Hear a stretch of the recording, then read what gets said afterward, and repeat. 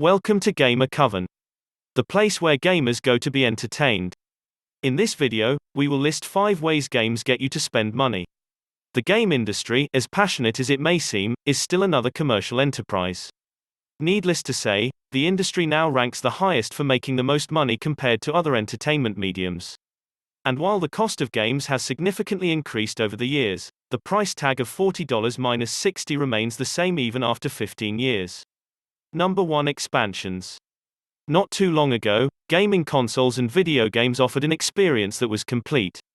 Unless a sequel was released, that's all you would get from the developers. However, in recent times, downloadable content has made its way to the game industry. While these expansions offer considerable additional content, they come for a price. Many developers have begun to divide the content of games into separate expansion packs. Taking The Witcher 3 for an example, the game offers an impeccable core game and story. CD Projekt Red released 2 notable expansions, Hearts of Stone and Blood and Wine. Both expansions provided gameplay and a distinct storyline worth more than the price paid for it. Number 2. Battle Pass. Similar to the expansions, Battle Passes have been making their way into the game industry as well. The purchase of a season pass is no different from pre-ordering the entirety of the game's downloadable content. The pricing for each season pass is likely to vary, with a median value of $20. Battle passes are often good, but depending on the game, you will not know what you're paying for until you actually get the content. Do you spend the money on additional content? Number 3. Cosmetics. Let's say you come across a player who has a better outfit than you. What do? The average person will go and buy more outfits to show off, right? Game developers have found a great way of pushing players to spend more money, simply for making their characters seem more aesthetically pleasing. But, hold on. Before we villainize the game industry, understanding the idea is imperative. The cosmetics of a game are often seen in free-to-play games.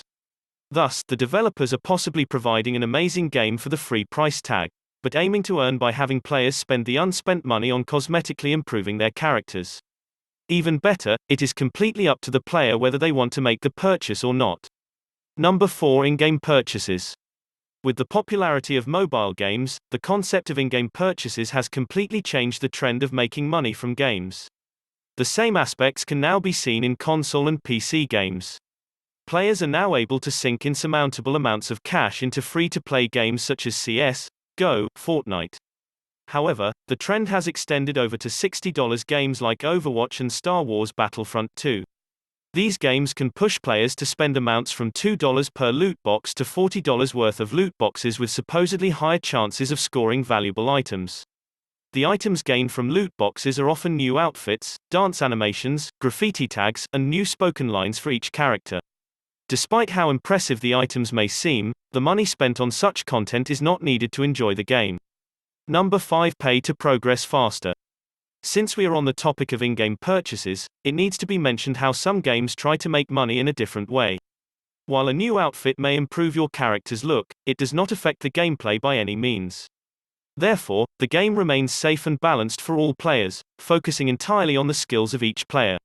But with the modernization of in-app purchases, game developers have begun to exploit players by hindering their progress and offering a solution by charging for progression. Needless to say, this just makes the said game industry seem extremely cheap and greedy. That's it for today's video. Before you go, let us know in the comments how much do you spend on games.